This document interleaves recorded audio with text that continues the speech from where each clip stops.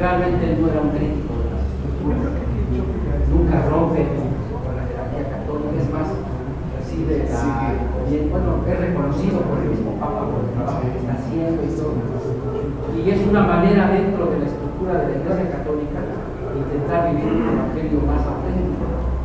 Hasta hoy día siguen existiendo la orden de los franciscanos, que es una de las órdenes más conocidas por la que vimos a de los benedictinos, la de los franciscanos, tiene varias expresiones y es una de las, como digo, más se conoce al seno de la Iglesia Católica. Francisco de Asís, nos dice Trailer, vivió entre el 1181 y el 1226. Es decir, es contemporáneo en algún sentido del personaje que vimos anteriormente, de Baldor, ¿verdad? En algún tiempo, más o menos ellos coinciden, pero tienen propuestas y entendimientos distintos. Los dos coinciden y tienen el trasfondo de haber tenido una familia rica. Los dos renuncian a esa riqueza y la manera en que lo hace San Francisco de Asís, llevando una vida literalmente de despojo, de pobre. Una cosa es llevar una vida frugal, limitada, humilde, y otra es así prácticamente de desposeído de una pobreza absoluta. Y en el caso de Francisco de Asís dice que inclusive allí él convive con los leprosos, ¿no? El mismo ahí, en medio de los leprosos, descubre lo que significa el Evangelio. Pero él renuncia a sus riquezas o lo desheredan, dice aquí que lo desheredan. Bueno, sí, parte de la cuestión es de que el mismo padre, pues, pero entonces no era rico él, era su padre. Sí, su padre, pero bueno, él en algún momento de la familia vivía en esa familia rica y todo. Y claro, les cae como bomba a la familia la decisión que toma San Francisco de Asís, en un sentido que si no tienen cualquier apoyo, pero también de todos modos ahora sí que se dejan de tecnología, se decide vivir pobremente. Esa manera de compromiso de vivir pobremente, pues sí es un recordatorio de efecto, ¿no? O sea, una de las dimensiones del Evangelio es la solidaridad con los pobres y que hay quienes son llamados, como este personaje, y otros a vivir literalmente a identificarse con los pobres.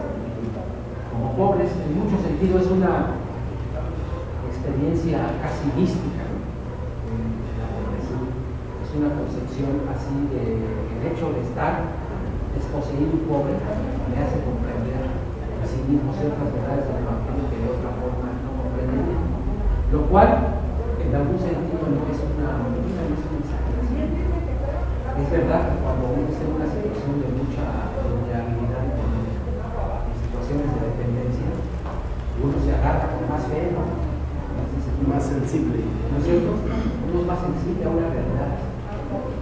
Y ya a veces se nos olvida que, en efecto, el pan nuestro que cada día dándolo hoy, porque ya lo tenemos asegurado en la realidad, sino sobre esa dimensión de del Señor. Y en efecto es el caso de esta pobreza. Hoy día habría un ejemplo así, bueno, con una orden que llegó las teresianas, la Madre Teresa de Calcuta, ¿no es cierto? Me acuerdo que ella también se fue a una vida y a vivir de una manera muy retadora, porque no cualquiera. Pero bueno, en el caso de Francisco de Asís, lo que él intenta es, dentro del seno de la Iglesia Católica, no aspira ni tanto a renovar, no aspira ni tanto a cambiar las estructuras y demás, sino que él un compromiso personal junto con otros, servir, comprometerse, vivir o llevar a cabo un ministerio. Yo creo que esa manera de hacer las cosas, en alguna forma, en algún momento después choca con la jerarquía, con el dominio. No puede permanecer así, yo creo, como si nada pasara. Porque si es una amenaza, imagínense el contraste de un personaje así, con las vestimentas imperiales, el Papa, la tiara, la estola, la túnica, todos y hasta hilados de oro, ¿no? Pues es una contradicción, ¿no? del Evangelio, diríamos.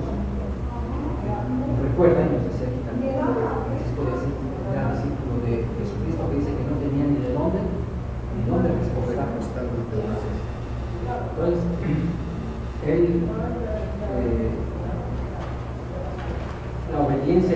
decide dividir el Evangelio. También dice que hay, en el lado de las mujeres se crea una orden muy parecida por los franciscanos. Las pobres señoras de así representan una valorización del espíritu del Evangelio en la página 4 de la mujer en su papel en la sociedad. Se le reconoce el mismo privilegio y derecho a participar en la comunidad de pobreza apostólica que asumieron los hermanos. Habla de que tenían una disciplina comunitaria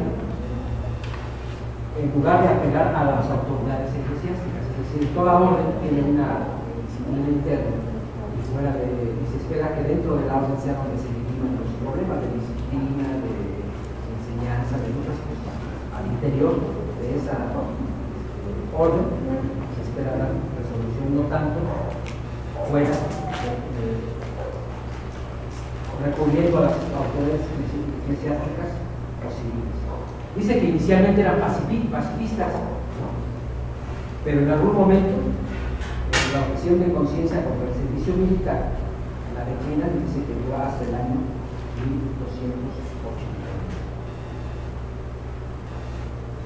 En la página 5 nos habla de algunas semejanzas entre los valdenses y los franciscanos. Yo creo que sí hay semejanzas, pero hay más diferencias. Una, claro, que es un movimiento apegado más a los pobres, más popular, sí se da un lugar a la mujer, pero la gente es muy más amplio. Por ejemplo, en el caso de los valdenses, no se ponen sin embargo. Aquí no habla de eso de los franciscanos, pero no orden católica, pues así es parte de la disciplina. En la página 5, entonces, semejanzas entre franciscanos y valdenses. Las semejanzas entre los comienzos de la orden franciscana y el movimiento valdense son realmente notables. Surgieron en la misma parte de Europa. Los franciscanos en Italia central y los valdenses en el sur de Francia y en el norte de Italia. El movimiento valdense anticipó al franciscano apenas unos 30 años. Igual que Baldo, Francisco recibió su inspiración de la vida de la comunidad mesiánica reunida en torno a Jesús. Después nos habla de las diferencias en la otra columna. Entre las diferencias más destacadas estaba la disposición a permitir que el Papa les impusiera un carácter sacerdotal a los franciscanos, cosa que Baldo y los diversos grupos valdenses jamás estuvieron dispuestos a hacer. No hubo conflicto con la jerarquía católica porque en San Francisco de Asís ese no era su propósito. Simplemente fue reconocido una orden dentro de la Iglesia Católica y mientras se mantuviera fiel a la autoridad, no fuera en contra de los dogmas papales, no enseñara cosas contrarias a la doctrina católica, se mantuviera en los cánones de que era una orden reconocida y por lo tanto estaban permitidos de realizar ceremonias litúrgicas y demás, al contrario de los valdenses que ya vimos que cuando les prohibieron predicar, ellos hicieron caso y decidieron continuar. Su disposición a someterse a la Santa Sede, a pesar de sus reticencias personales, explica la aprobación que obtuvo Francisco de la Iglesia.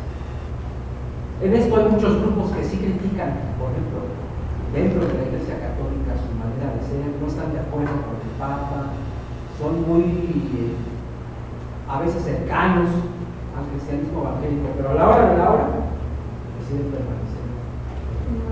No, retan a la jerarquía a tal momento de salirse.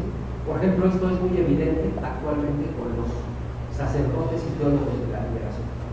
Los teólogos de la liberación, que en algún momento y la teología de la liberación fue más o menos consecutada por la Iglesia Católica, cuando se metieron en problemas, por ejemplo, Samuel Ruiz en Chiapas, empezaron a ordenar diáconos, y entre los diáconos que ordenaron había diáconos casados.